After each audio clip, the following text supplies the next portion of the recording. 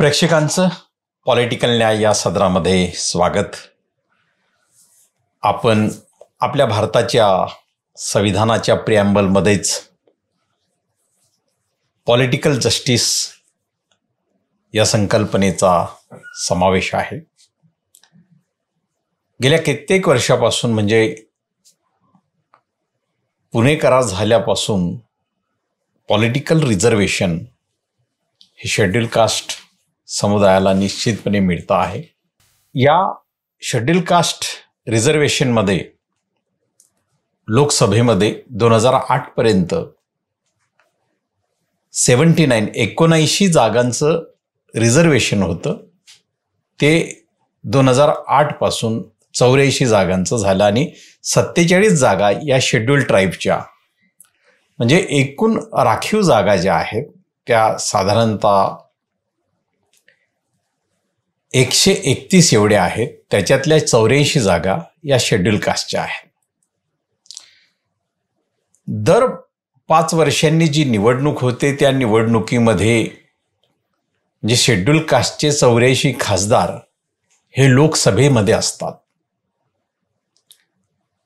प्रत्येक राज्याच्या विधानसभेची आकडेवारी आणखी वेगळी आहेच, परंतु आपण खास करून लोकसभेच्या अनुषंगानं विचार करतो आहे. एवढे खासदार शेड्यूल कास्ट या कम्युनिटीमधून जात असतानाही आंबेडकराईट राजकीय पक्षांची नेमकी मग भूमिका काय किंवा नेमकी गरज काय हा खरा प्रश्न आहे. डॉक्टर बाबासाहेब आंबेडकर यांनी जेव्हा हे म्हटलं की गुड गव्हर्नन्समध्ये 2 गोष्टी प्रामुख्यानं महत्त्वाच्या असतात, म्हणजे विचारांचं प्रतिनिधित्व आणि व्यक्तीचं प्रतिनिधित्व. शेड्यूल कास्ट म्हणून निश्चितपणे त्या जात समूहातील त्या प्रवर्गातील एक व्यक्ती ही निवडावी लागते. ती निवडल्यानंतर त्या प्रवर्गातून प्रतिनिधित्वासाठी संसदेत गेलेल्या त्या व्यक्तीने विचारांचं प्रतिनिधित्व करणं गरजेचं आहे. आणि गेली 500 वर्ष, गेली 75 वर्ष याच गोष्टींची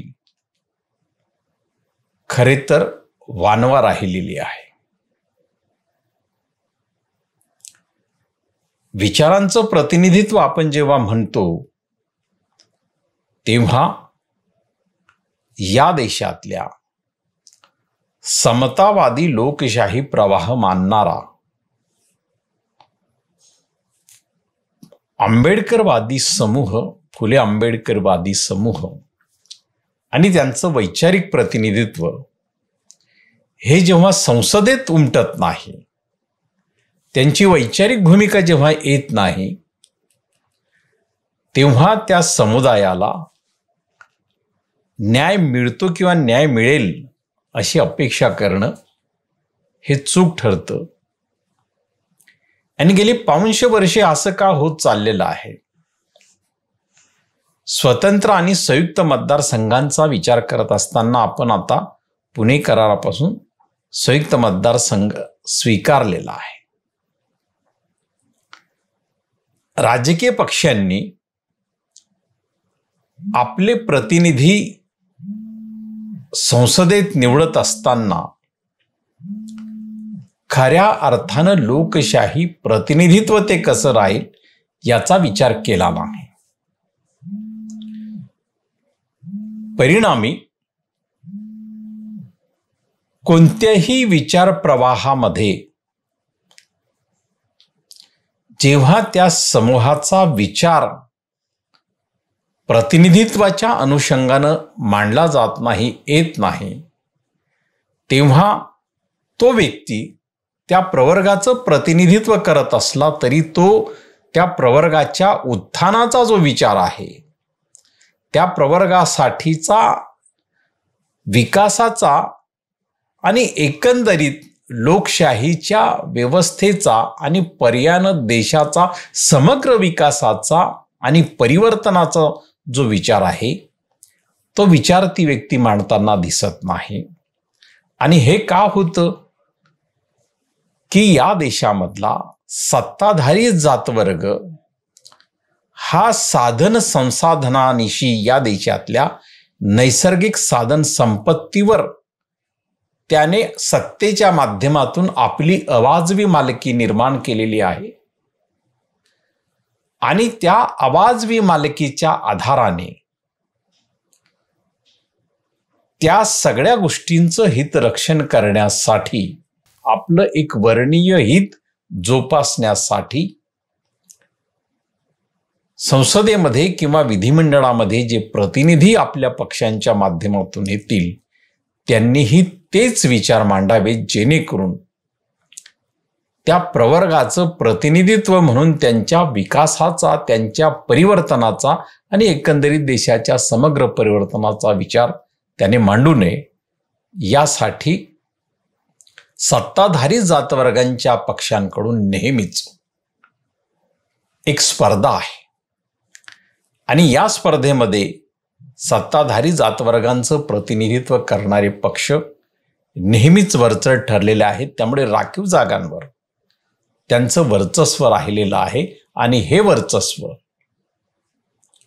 गेल्या 75 वर्षामध्ये शेड्यूल कास्ट, शेड्यूल ट्राईब यांना न्याय नाकारणारं राहिलेलं आहे. आणि त्यामुळे डॉक्टर बाबासाहेब आंबेडकर यांनी आपल्या स्वतंत्र राजकारणाची उभारणी स्वातंत्र्यपूर्व काळातच स्वतंत्र मजूर पक्ष, शेड्यूल कास्ट फेडरेशन आणि त्यांच्या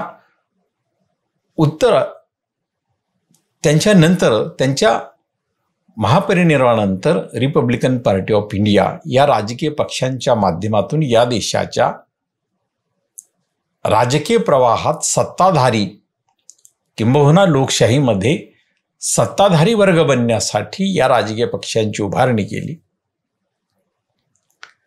आणि ज्या पद्धतीनं त्यांनी या राजकीय पक्षांच्या उभारणीचा मार्ग प्रशस्तपणे मांडला, परंतु त्या पद्धतीनं किती पुढे गेलो हा एक वेगळा मुद्दा आहे.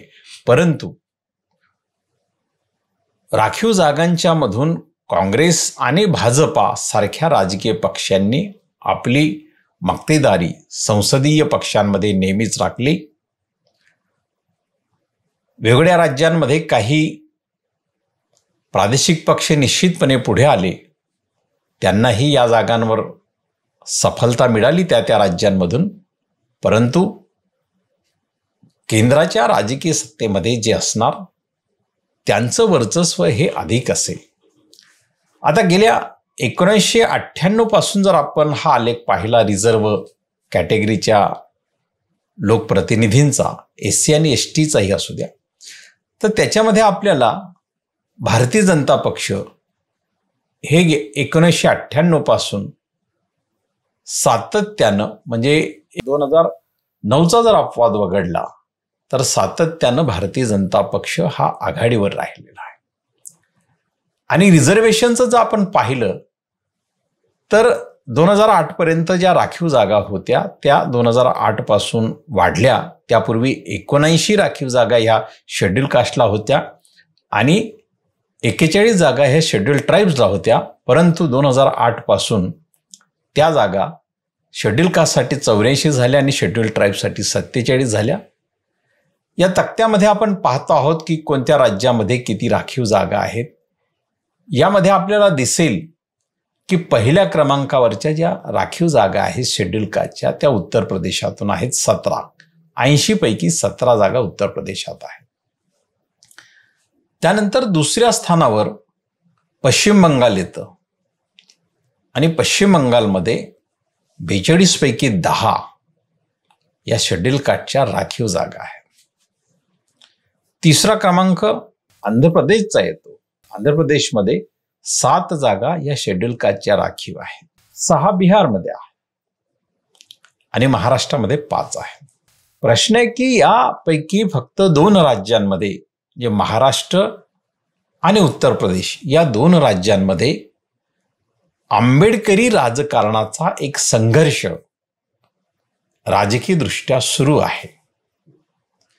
त्यातल्या उत्तर प्रदेशातल्या बसपाला कधी यश मिळालं, कधी अपयश मिळालं. महाराष्ट्रामध्ये एक 98चा अपवाद जर आपण सोडला, 96 ते 98चा अपवाद जर आपण सोडला, तर निश्चितपणे महाराष्ट्राच्याही पदरी आंबेडकरी विचारांच्या लोकप्रतिनिधींना संसदेमध्ये जाण्यास अपयश आलेलं आहे.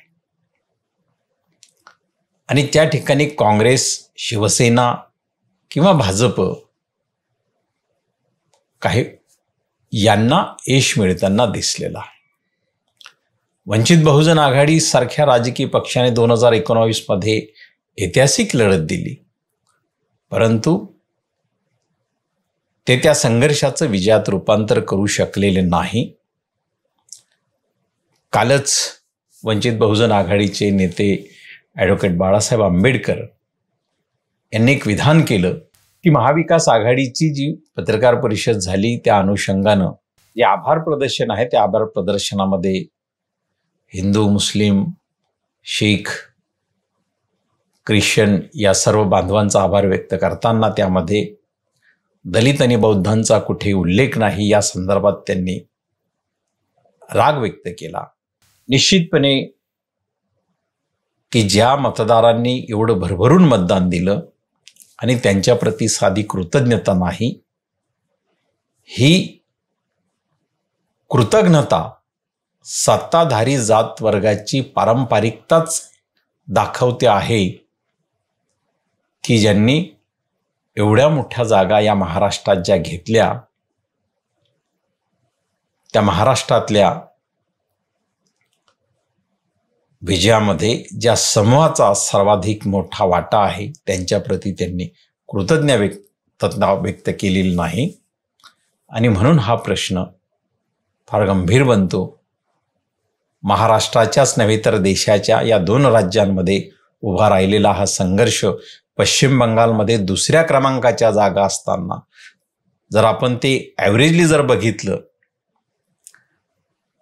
तर सर्वाधिक जागा या तुलनेनं पश्चिम बंगालमध्ये दिसतात. कारण 42 पैकी 10 जागा म्हणजे शेड्यूल कास्टची लोकसंख्या त्या ठिकाणी किती मोठ्या प्रमाणात आहे, परंतु आंबेडकरी राजकारण त्या ठिकाणी उभं राहू शकलेलं नाही. आंध्र प्रदेश सारख्या राज्यामध्ये 7 जागा असतानाही आंबेडकरी राजकारण त्या ठिकाणी उभं राहू शकलेलं नाही. आणि म्हणून आंबेडकरी राजकारणातून लोकप्रतिनिधी संसदेत जर गेले तर निश्चितपणे त्याचा एक परिणाम समग्र राजकीय न्यायाच्या दिशेनं परिणामकारक ठरेल यामध्ये शंकाच नाही. परंतु सत्ताधारी जातवर्गाच्या राजकीय पक्षांनी